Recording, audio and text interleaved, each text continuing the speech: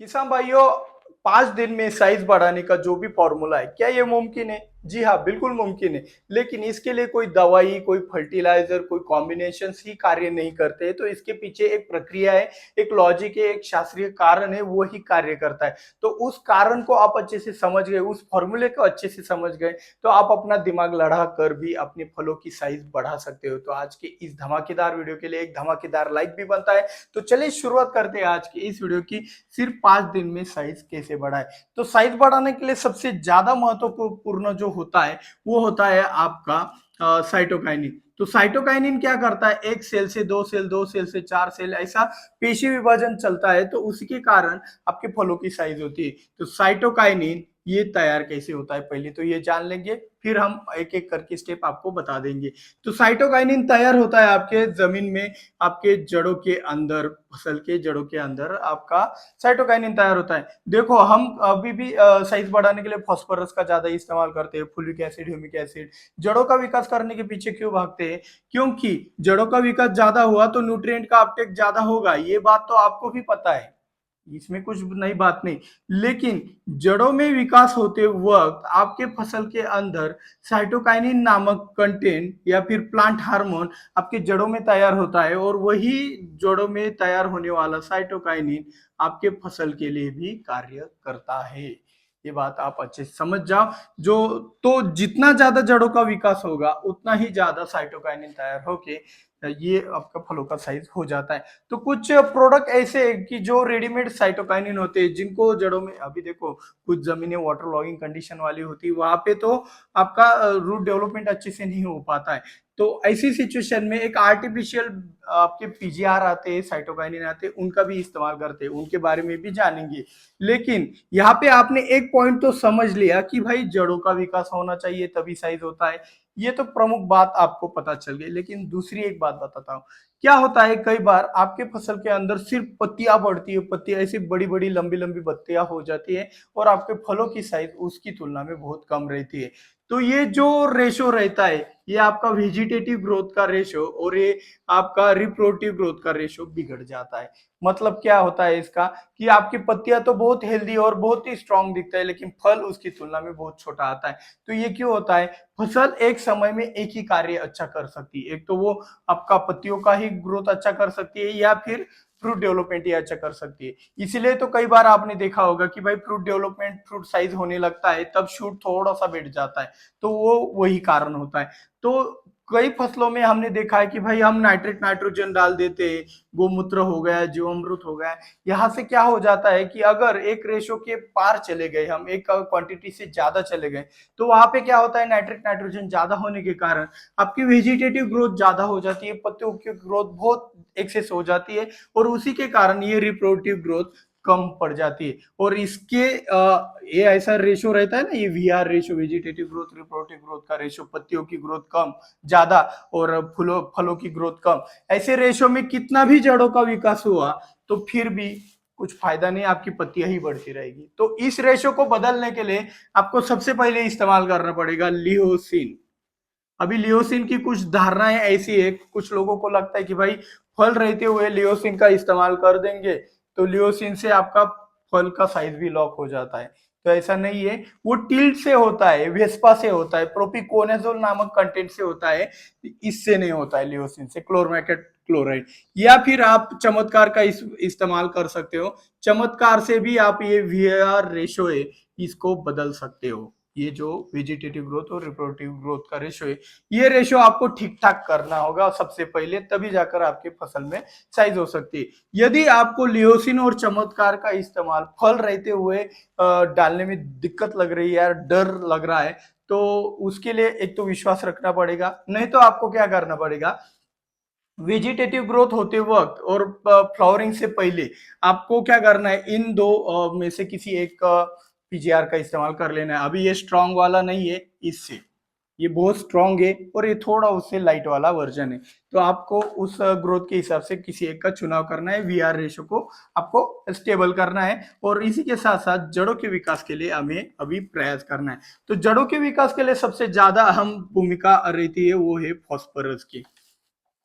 कुछ लोग क्या करते हैं, 1846 दे देते हैं, ब्रॉडकास्टिंग फर्टिलाइजर, क्योंकि जड़ों का विकास करना है, वो फ्रूट डेवलपमेंट करना है। 1846 ब्रॉडकास्टिंग फर्टिलाइजर है। लगभग 10 दिन बाद इसका रिजल्ट आना चालू हो जाता है, मतलब 8वें 9वें दिन प्रक्रिया बहुत अच्छे से रिजल्ट देना फास्ट चालू हो जाती है। अगर हम ब्रॉडकास्ट करते हैं तो भाई पानी बनाकर डालेंगे तो तुरंत चालू हो जाता है।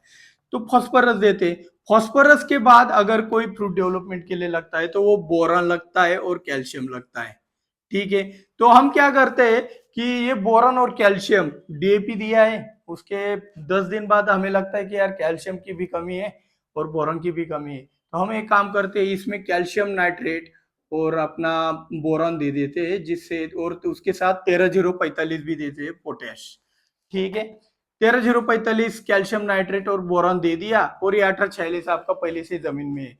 तो 1846 के कण सभी चारों बाजू में फैले हुए होते हैं, और ऐसी सिचुएशन में आपका कैल्शियम नाइट्रेट जाता है, तो कैल्शियम नाइट्रेट और फास्फोरस दोनों एक साथ रिएक्शन करके वहां पे पत्थर बन जाता है, और ये पत्थर आपकी जड़ों का विकास करने नहीं देता है। आपकी फसल के जड़ लॉक हो जाते हैं, और वहीं पे आपका ऊपर साइज भी लॉक हो जाता है। तो ये गलती कभी मत करना। अगर देना ही है तो कैल्शियम नाइट्रेट और आपका 13 045 और बोरान सबसे पहले दे, अपनी फसल को दे दीजिएगा। फिर उसके 5 दिन बाद आप अगर डीएपी लगाते हो, 13 40 13 लगाते हो, या फिर 12 32 16 की खाद भी ड्रिप से अपना जमीन से देते हो, तो या फिर 52 34 हो गया, 0 60 20 हो गया, लिक्विड फर्टिलाइजर भी चलाते हो, कितना भी फॉस्फोरस बढ़ाते हो, तो कोई दिक्कत नहीं होने वाला है, कोई रिएक्शन नहीं होने वाला है। तो इतना बात आपको अच्छे से समझना है। मैंने मेरे कंसल्टेंसी के अंदर ये चीज बहुत ज्यादा ऑब्जर्वेशन की है। कुछ लोग तो मैंने इतने बहादुर देखे कि भाई कैल्शियम नाइट्रेट पहले जाता है, और उसके बाद में 12 61 5 10 मिनट बाद जमीन में जाता है। वो बोलते हैं कि भाई ये रिएक्शन करता है, टंकी में पत्थर बन जाता है। तो हम क्या करते हैं, 10 मिनट के गैप में छोड़ देते हैं। तो भाई ये आपके टंकी में रिएक्शन कर सकता है, तो भाई ये आपका बड़ा वाला टंकी में क्यों नहीं करेगा जमीन के अंदर? तो वहां पे जड़ों का लॉक वाला सिस्टम करा दोगे, तो ये गलत प्रैक्टिसेस है। इसे मार्केटिंग वालों ने हमारे अंदर इसलिए डाला है क्योंकि भाई ये लॉक हो गया, तो आ गए आप भाई, ह्यूमिक ले लो, फुलविक ले लो, सीवीड ले लो, ये ले लो, वो ले लो, चलता रहता है, क्योंकि आप साइज के लिए कुछ भी करने के लिए तैयार होते हैं। तो सबसे पहले ये जड़ों में स्कॉर्चिंग का भी एक वीडियो डाला था हमने। आप ऐसी वीडियो को ज्यादा रिस्पॉन्स नहीं देते हो, जो कि सबसे महत्वपूर्ण रहते। इसी बात का खेद है। मुझे तो कोई टेंशन नहीं भाई, व्यूज आए ना आए, मैं मेरा काम करता रहूंगा। तो जड़ों में भी जैसे कि पत्तियों के ऊपर कोई केमिकल ज्यादा हो गया, कोई रिएक्शन हो गया, रिएक्शन वाला कॉम्बिनेशन गलत कॉम्बिनेशन का है, तो पत्तियां जल जाती है। वैसे ही आपके जमीन के अंदर कैल्शियम नाइट्रेट 18 से 40 ऐसा रिएक्शन हो गया, तो जो व्हाइट रूट है वो सेंसिटिव होती है, वो जल जाती है। उसको भी हम स्कॉर्चिंग ही कहेंगे, जो हमें आंखों से नहीं दिखता है। तो ये सभी दिक्कतें आपके जमीन में भी होती है। तो ये सब चीजें संभालने के बाद आती है हमारी बारी कि भाई ऊपर से कौन से वाले टॉनिक इस्तेमाल करे जिससे हमारा साइज बन जाए। तो ऊपर से आपको क्या करना है, एक आप 52 34 या फिर 13 40 13, या फिर आपका जो भी एक 12 61 वाला ग्रेड है, उसके साथ आपको कोई भी एक पीजीआर का इस्तेमाल करना है, जिसके अंदर साइटोकाइनिन हो। तो साइटोकाइनिन किस किस के अंदर आता है? लियोसिन भी एक प्रकार का साइटोकाइनिन है, चमत्कार के अंदर भी एक प्रकार का साइटोकाइनिन आता है। ये दोनों हो गए। 6 सिक्स बेंजील एडेनाइन के अंदर भी आपका साइटोकाइनिन है। सॉरी, ये ऑक्सिन है, लेकिन ये जड़ों का विकास बहुत ही अच्छी तरीके से कार्य करता है, और इसी की वजह से आपका साइज डेवलपमेंट में भी अच्छा विकास हो जाता है। ठीक है, 6 बी का भी इस्तेमाल आप साइज डेवलपमेंट के लिए कर सकते हो। इसके बाद आता है आपका एक सीपीपीयू करके आता है, 4 क्लोरफेनोरॉन आता है, तो उसका भी आप इस्तेमाल यहाँ पे कर सकते हो। इसके बाद आता है होमोब्रासिनोलाइड।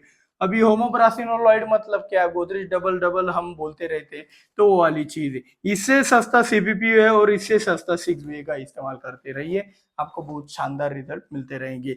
तो इस तरीके से अलग अलग दवाइयां मार्केट में मिलती है, और बाकी के जो भी दवाइयां मिलती है आपको, सीवीड मिलता है,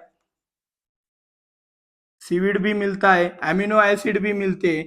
एमिनो एसिड हो गया, या फिर कुछ प्रोटीन हो गया, ये आपको ताकत देने की कोशिश करते हैं आपके फसल में। अगर स्टोरेज की कमी हो, तो उसकी कमी भर निकालने के लिए, उसकी कमी को कम करने के लिए, खत्म करने के लिए आप इसका इस्तेमाल कर सकते हो, एमिनो एसिड प्रोटीन का।